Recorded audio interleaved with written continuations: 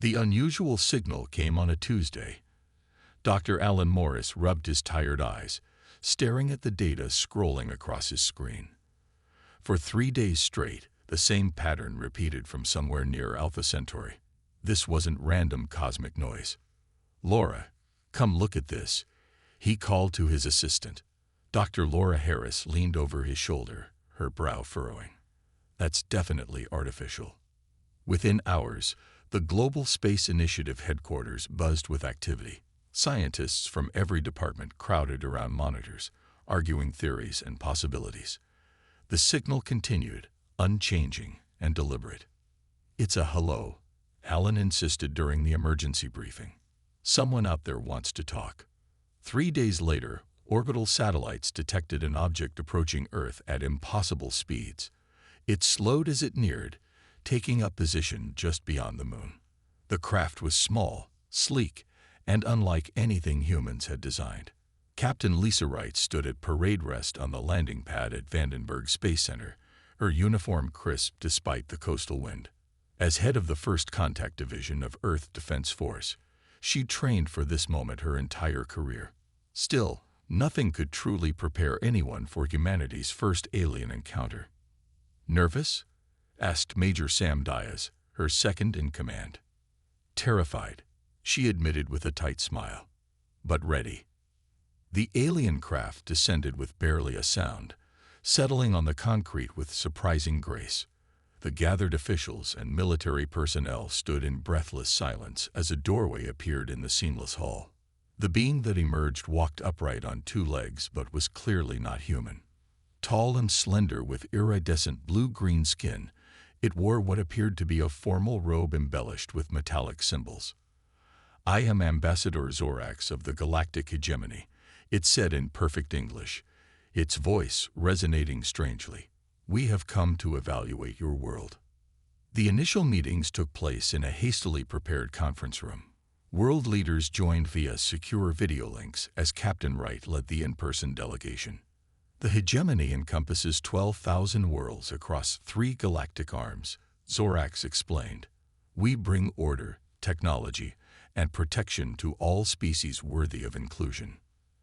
"And what determines worthiness?" asked Lisa carefully. Zorax made a gesture that might have been a shrug.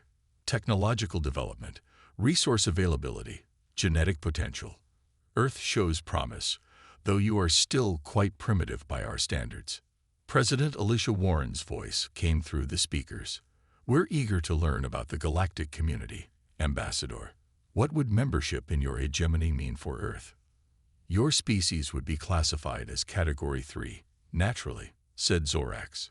"You would receive technological upgrades, population management assistance, and resource allocation quotas. Your planetary resources would contribute to the greater good of the hegemony." "And our autonomy?" asked Dr. Pete Chen, the UN Secretary General. "Category 3 worlds operate under direct hegemony supervision until they advance sufficiently," Zorax replied. "Your existing governments would become administrative units reporting to regional directors." The temperature in the room seemed to drop 10 degrees. "You're describing colonization," Lisa said flatly. Zorax tilted his elongated head. "A crude term. We prefer guided integration. The process is quite beneficial. Most species eventually appreciate our leadership." That evening, Lisa studied the information package Zorax had provided. The hegemony structure became clearer and more disturbing. Category 3 worlds were essentially resource extraction centers, with native populations serving as cheap labor. They'd done this thousands of times, she told the Emergency Security Council the next morning. They arrive, evaluate, and then either incorporate the planet or determine it's not worth the effort. "And if we refuse?" asked Defense Secretary Joe Miller. "Unknown," Lisa answered, "but their technology is centuries beyond ours." As representatives continued diplomatic talks, Earth's major powers secretly began coordinating defense plans. Scientists worked around the clock studying the limited alien technology they could access. 1 month after first contact, Zorax delivered his formal assessment. Earth will be incorporated into the galactic hegemony. The transition period will commence in 1 standard year. We look forward to welcoming humanity into our grand civilization. What Zorax didn't see as he returned to his ship was the determination hardening in human eyes across the globe. Earth had other plans. 3 massive hegemony vessels arrived in Earth orbit exactly 1 week after Zorax's assessment. Each ship stretched nearly 2 miles long, dwarfing anything humans had ever built. From these ships came a delegation of 12 high-ranking officials from different species, all representing the galactic hegemony's assessment corps. Dr. Eric Young watched through the laboratory window as the aliens were escorted through the facility. As Earth's leading xenobiologist, he had been assigned to study their biology, while pretending to simply show them Earth's scientific capabilities. "Remember, gather any data you can," his supervisor had whispered before the tour began. "We need to understand them to have any chance." The aliens moved with an unnerving grace. Most had roughly humanoid shapes, though their proportions varied wildly. The lead assessor, Director Krell, had 4 arms and skin that seemed to shift colors with his moods. "Your genetic sciences are quaint," Krell remarked, examining the lab equipment. "Category 3 civilizations typically require significant upgrading in this area. Your species has several genetic weaknesses that will need correction before you can be properly utilized." Eric forced a smile. "Utilized for what, exactly?" "Resource extraction, primarily," another assessor said casually. "Your world has excellent heavy metal deposits, and your species shows good physical endurance for labor." That night, Eric shared his recordings with Commander Jack Powell at the underground military facility beneath Denver. "They see us as cattle," Eric said, his voice tight. "Their scans are cataloging everything. Our biology, psychology, even our social structures." Jack nodded grimly. "We've discovered something worse. Look at this." He pulled up satellite imagery showing tiny devices scattered across Earth's surface, some appearing decades old. "They've been watching us for at least 50 years, Jack explained. "These monitoring devices are everywhere. They know our weaknesses, our military capabilities, everything." Meanwhile in Brussels, Major Nicole Davis slipped through the shadows of the diplomatic corridor. Her contact, a junior aide from the hegemony delegation, waited nervously in the park. "Why are you helping us?" Nicole asked the trembling alien, whose name translated roughly to Vex. "I was born on Talaris Prime," Vex whispered, their voice barely audible. "We were Category 3 too. Now my people are nearly extinct, working in mining colonies. The few children born each year are taken for specialized training.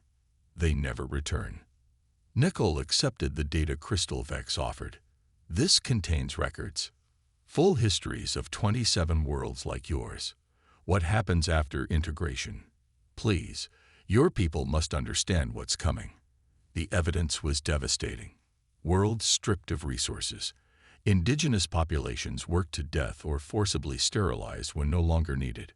Resistance leaders publicly executed. Cultural artifacts destroyed. Complete planetary subjugation masked as development assistance. In Washington, President Warren reviewed the findings with her crisis team. "The hegemony has given us 1 year to prepare for integration," she said. "They believe we're using this time to ready ourselves for their arrival.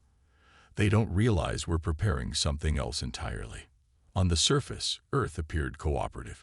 Scientists asked questions about hegemony technology, pretending to be eager for advancement. Military leaders feigned interest in joining the hegemony's defense forces. Politicians discussed how Earth would restructure its governments to fit the hegemony model. Behind this facade, a different plan formed. Underground factories worked around the clock. Military forces trained in secret facilities. Engineers reverse-engineered what little alien technology they could access.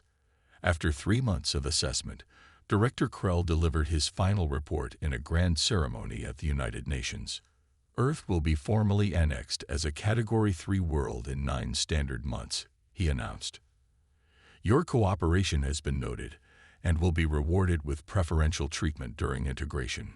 Preparation teams will arrive next month to begin the infrastructure upgrades necessary for resource extraction. As the hegemony delegation returned to their ships, satisfied with Earth's apparent submission, humanity's leaders exchanged determined glances. The real work was just beginning. The United Nations headquarters in New York had never been so crowded. Every nation on Earth had sent representatives to the emergency summit called by Secretary General Daniel Garcia. For the first time in human history, there were no political disputes, no economic rivalries, no religious differences that seemed important. Earth faced something bigger than all those concerns. We have 8 months before the hegemony begins formal annexation, Garcia said, his voice echoing through the silent chamber. Today we must decide. Do we accept our place as a subjugated world, or do we stand against an empire that spans galaxies? The vote was unanimous. Earth would resist. They expect us to be primitive and divided, said President Warren. They believe we will surrender to their superior technology. They are wrong about humanity. Within days, the newly formed Earth Defense Coalition began implementing what generals called Operation Porcupine, making Earth too painful to swallow. Inside a converted automobile factory in Detroit, Professor Karen Miller supervised as workers assembled strange-looking devices based on her designs. "Will they work?" asked a visiting general. Karen adjusted her glasses. The hegemony ships use a specific frequency range for their sensor arrays. These jammers should create blind spots. They're not expecting us to understand their technology, much less adapt it. Similar scenes played out across the planet. In Brazil, submarine factories created underwater defense platforms.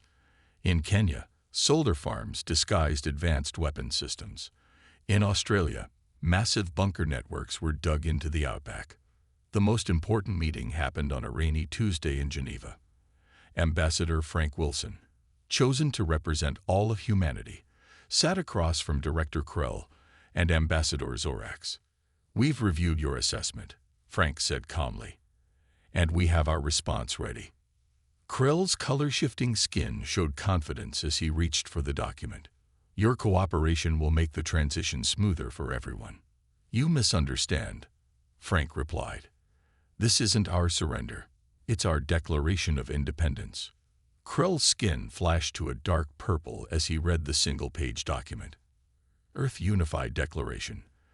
The sovereign nations of Earth, having consulted together, hereby declare that our world is not open to colonization, annexation, or resource extraction by the galactic hegemony or any other external power.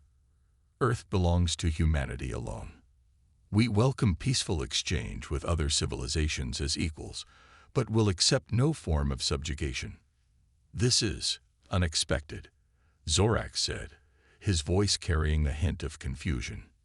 "And unfortunate. You cannot hope to resist the hegemony." "We're not asking permission," Frank replied. "We're simply informing you of reality. Earth is not for sale or subjugation." Krell recovered his composure. "You have primitive weapons and no space fleet. The hegemony controls 12,000 worlds. This defiance will only bring suffering to your people." "Perhaps," Frank acknowledged, "but we choose that risk over certain slavery." The meeting ended abruptly. Within hours, the hegemony delegation departed Earth orbit, transmitting messages toward distant stars.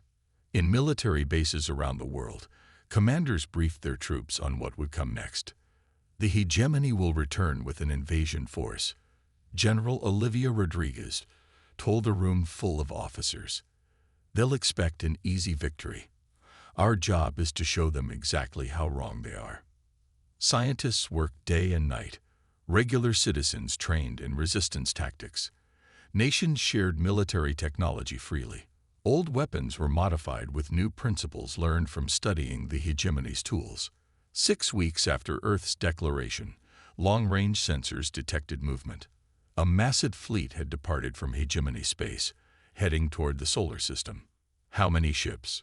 President Warren asked during the crisis meeting. "Over 300, replied Admiral Susan Cooper. "Enough to conquer a dozen worlds." "Then we better be ready," the president said, "because they'll need more than that for Earth." The hegemony fleet would arrive in 6 months. Every day mattered now. In underground facilities across the planet, humanity prepared for a war unlike any in history. General Olivia Rodriguez walked through the sprawling complex beneath the Rocky Mountains, now the central command for Earth's unified defense forces. Screens showed activity from similar bases on every continent. For the first time, soldiers from former enemy nations trained side by side. "How's the Artemis system coming?" she asked her aide. "Dr. Johnson says they're almost ready for testing," the young officer replied. "If it works, the hegemony won't be able to target anything on the surface accurately." In his laboratory 50 levels below, Dr. Paul Johnson connected the final components of a device that looked like a satellite dish made of crystal and copper. His team watched nervously as he initiated the power sequence. "The hegemony uses quantum-locked targeting," Hall explained to the observing military officials. "They scan a target, lock its position, and their weapons hit with perfect accuracy. But if we can create a planetary-scale quantum fluctuation field," the device hummed to life. On the testing range, sensors showed targeting systems going haywire, unable to maintain a lock on anything. "It works," shouted one of the younger scientists. Paul nodded, exhausted but satisfied. "Now we just need to build 500 more and position them worldwide." Meanwhile, on the moon's far side, Lieutenant Ben Martinez led special forces through grueling training exercises. The lunar base, hidden from Earth and hegemony observation, housed humanity's first space combat unit.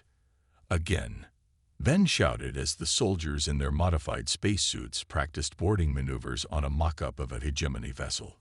"They'll have gravity control and superior weapons. We'll have surprise and determination. Move like your lives depend on it, because they will." The soldiers pushed harder, learning to fight in low gravity with tools reverse-engineered from hegemony technology. They knew they would be outnumbered 1,000 to 1. In orbit, civilian space stations were quietly converted to military use. Asteroid mining operations became weapon factories. Commercial satellites were replaced with stealth versions carrying defensive systems. "The microsat network is at 70% deployment," reported Captain Amy Foster to Admiral Cooper during the weekly strategy session. "Each one is basically invisible to hegemony sensors, but can deliver a targeted EMP burst." "Good," Cooper nodded. "What about civilian preparations?" Secretary of Interior Steve Baker pulled up the latest reports. Underground shelters for major population centers are nearly complete. Food and water stockpiles are at 85% of target. Medical supplies are still concerning at only 60%. "And the resistance training?" asked the president.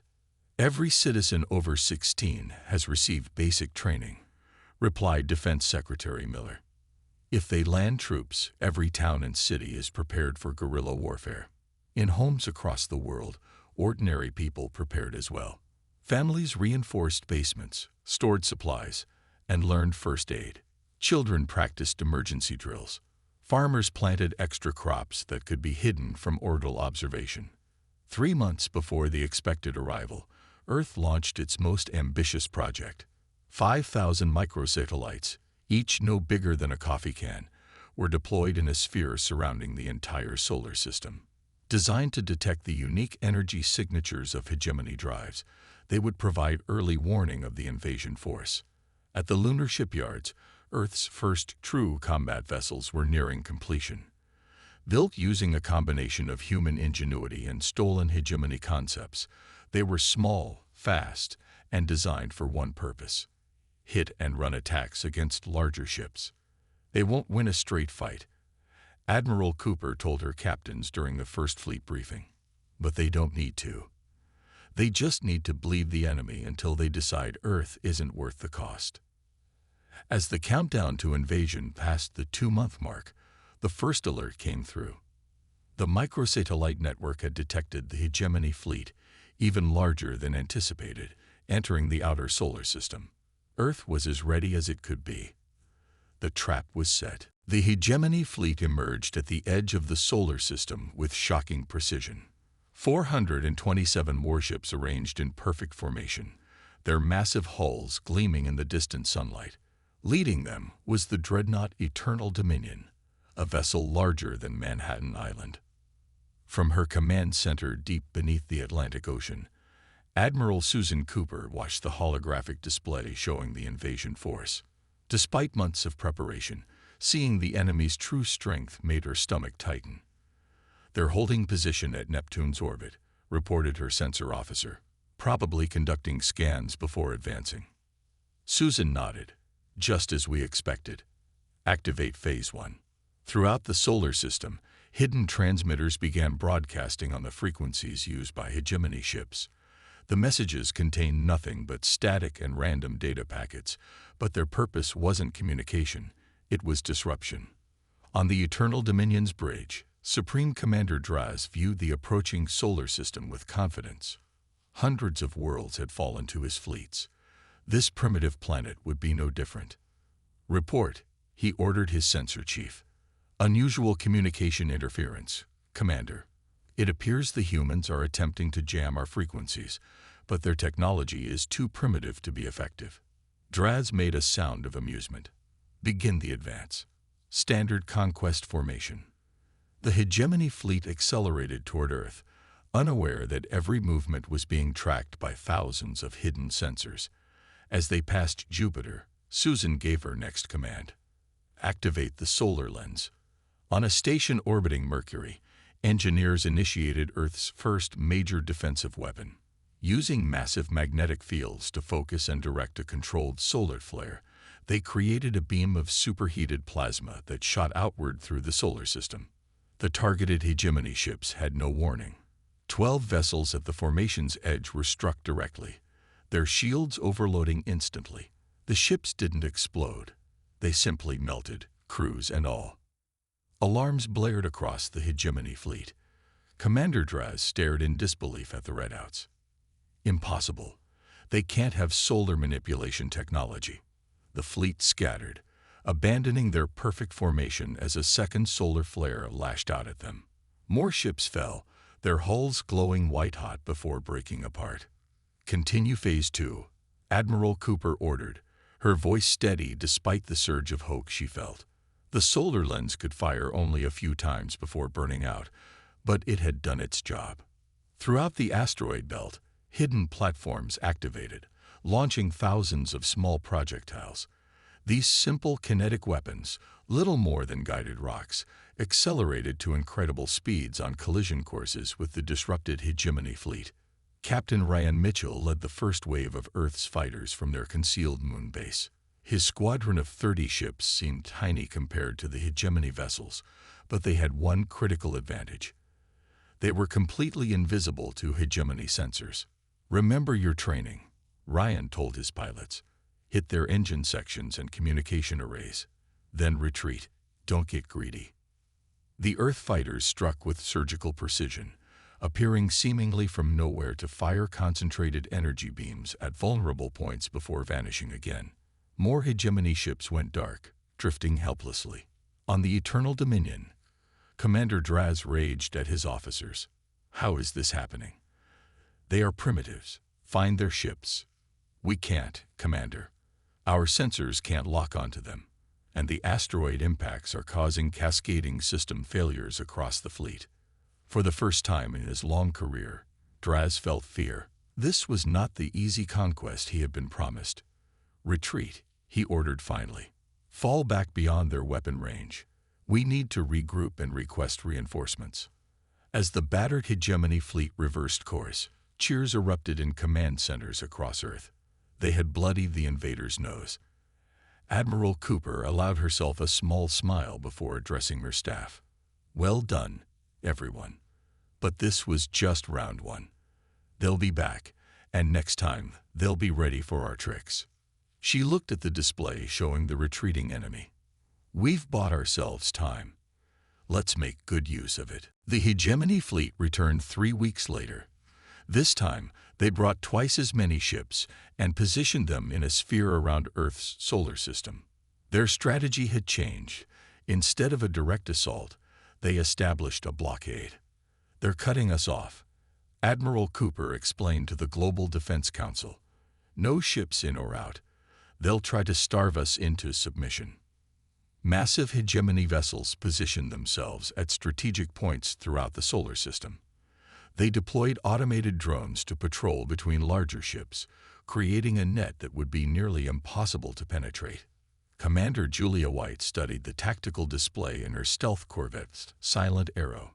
Her ship floated motionless in the shadow of a small asteroid, just one of dozens of similar vessels hidden throughout the system. "Patrol pattern confirmed," her sensor officer whispered, though there was no need for quiet in space. "The drones pass this sector every 14 minutes. Julia nodded. "That gives us a narrow window. All ships, prepare for Operation Mosquito." Throughout the solar system, Earth's hidden fighters began their campaign of guerrilla warfare. They would emerge from concealment, strike quickly at supply ships or isolated patrols, then disappear before the hegemony could respond. On Earth, civilians felt the pressure of the blockade. With no materials coming from the orbital factories and mines, rationing became necessary. People lined up for basic supplies, but there was surprisingly little complaint. "We're all in this together," a woman told the news reporter as she waited for her family's weekly ration. "Better to eat less bread than live on our knees." In his laboratory beneath Geneva, Dr. Kevin Harris worked frantically with his team. For months, they had studied the biological samples collected from the hegemony delegates during their earlier visit. Their environmental systems are standardized across their fleet, Kevin explained to the military observers. They create artificial atmospheres suited to various species. If we can introduce our engineered microbes into even one ship. The plan was audacious. The bioweapon they developed wouldn't harm the aliens directly, but would rapidly break down the chemical compounds their life support systems relied on, forcing them to retreat or suffocate. The siege entered its second month. Small victories and defeats accumulated on both sides. Earth lost fighters and pilots in daring raids. The hegemony lost supply ships and patrol vessels to ambushes they couldn't predict. Commander Draz, still leading from the Eternal Dominion, grew increasingly frustrated. "These humans fight like vermin," he complained to his officers. "They hide, they bite, they run. Why won't they face us properly?" "Their tactics are effective," his second-in-command noted cautiously. "We've lost 37 ships without a single confirmed kill of their vessels." "Increase drone patrols," Draz ordered, "and prepare the landing forces. Perhaps they will surrender when we start taking their cities." In a hidden facility beneath Earth's Pacific Ocean, Lieutenant Maria Barnes made a crucial discovery. For weeks, she had analyzed hegemony communication patterns, looking for any weakness. They use quantum-entangled communication for instant messaging across distances, she explained to Admiral Cooper via secure link. But there's a pattern to their encryption. And more importantly, there's a central node that coordinates all fleet activities. "Can we disrupt it?" Cooper asked. Maria smiled. "Better. I think we can feed it false information." As the blockade entered its third month, Earth's resources grew strained. Power was rationed. Food became scarcer. The hegemony began small raids against orbital installations, testing Earth's defenses. In homes and community centers across the planet, humans gathered to support each other. They shared food, told stories, and maintained their determination. Children drew pictures of Earth ships defeating the invaders. Adults worked extra shifts in factories and farms. "They think time is on their side," President Warren said in a global address. "They believe hunger and fear will do what their weapons cannot. They don't understand what it means to be human. We endure, we adapt, and when the moment comes, we strike back." That moment was approaching faster than anyone expected.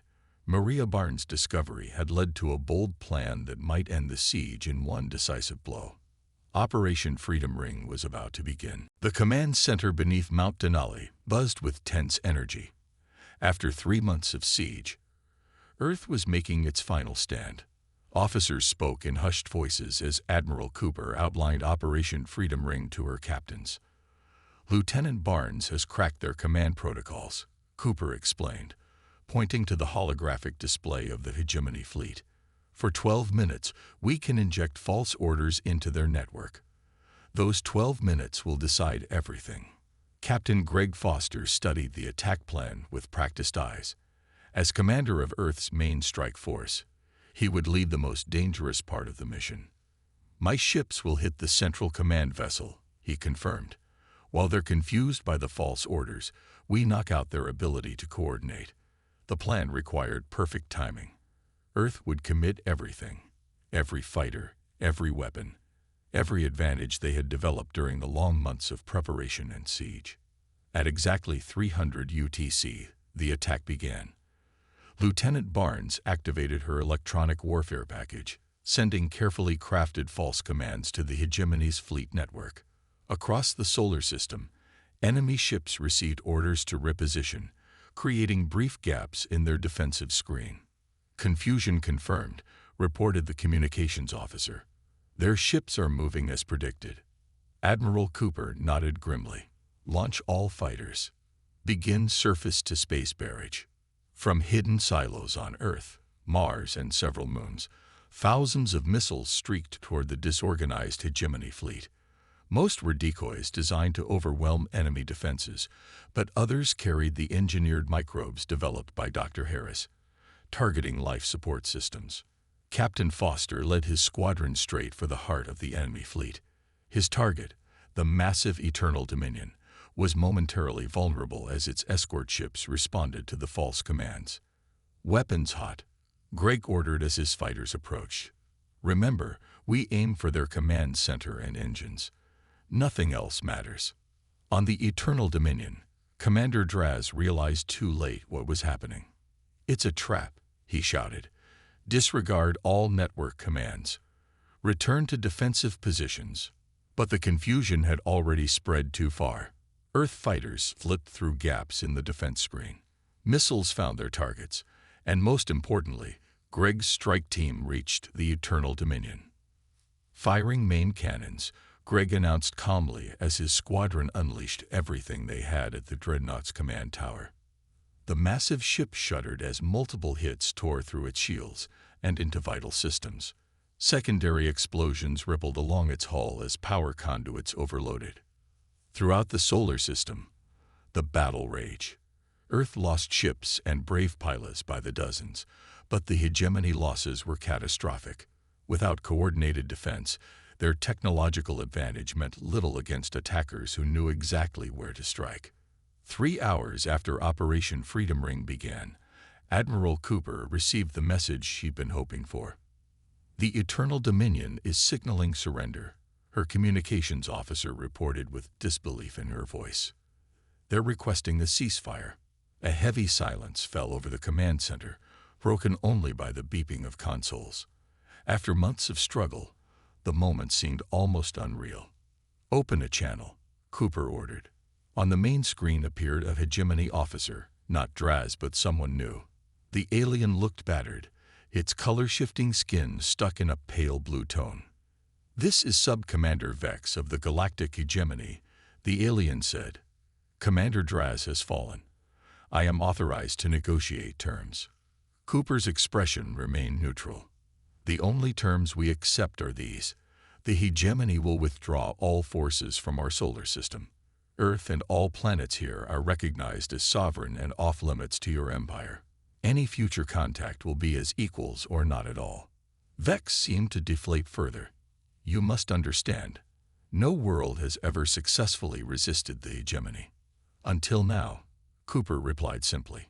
2 days later, the remains of the hegemony fleet departed, leaving behind their damaged vessels, which Earth promptly began salvaging for technology. In cities across the planet, people celebrated in streets still showing signs of hardship. The siege was over. Humanity had faced an interstellar empire and forced it to retreat. President Warren addressed the United Nations one final time before they would return to their individual governance. Today marks a new chapter for Earth, she said.